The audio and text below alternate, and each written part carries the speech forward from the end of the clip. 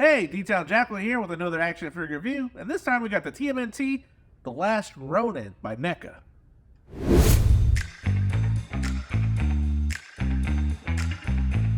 So here we have the front of the box, and it says Teenage Mutant Ninja Turtles, The Last Ronin, and you can see here we have The Last Ronin.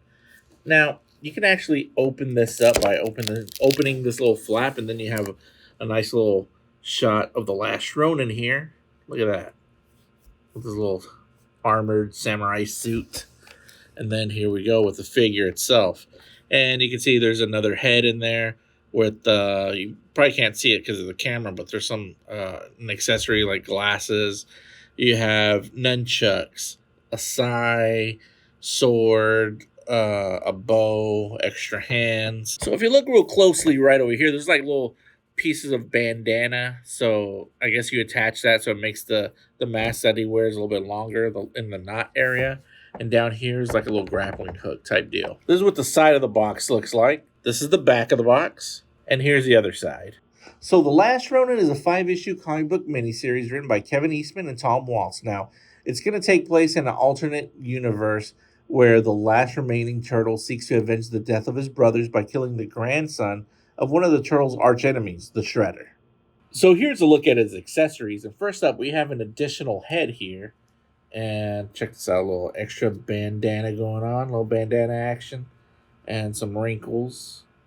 Look at that. Yeah. We do have extra hands, so he's going to be having his hands in different poses for grabbing different weapons. Here's like the little spectacles I was talking about, the little sunglasses or goggles or whatever. Little stretchy thing here. Check out this little grappler. It also has like real fabric string, like a rope. I'm really digging the nunchakus, because it has like a little real chain here. So these little bad boys here, these are little ninja stars. There's about 4 of them that you get. Like, I guess it's supposed to be like a metal ball. I don't know what this thing is, man. I really don't know what this is. So this thing here, I really don't know what this is. It looks like a grenade looking thing. Maybe it's a smoke bomb.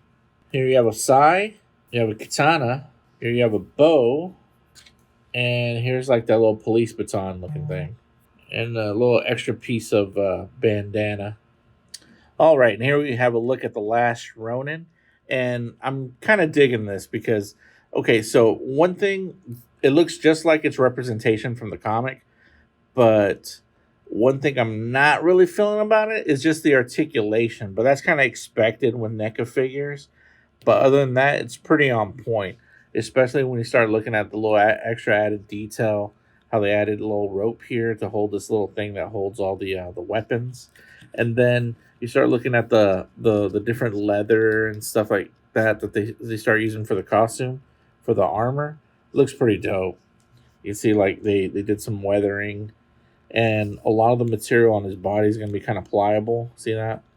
It's pretty dope. One thing I really do like is that there's a little extra detail in this kind of a figure. So you can see like the little line here on the sandals, and then if you look at the pants, there's like a little textured print on the pants as well.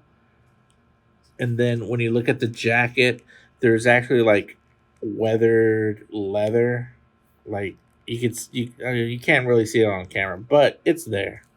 Like I said, his articulation is not all going to be there, so his arm's not going to turn all crazy or anything. But he does have some basic double jointed elbow here, but not a lot of range. Check this out. So it kind of bends like this. You do have some wrist swivel, no tilt or anything like that.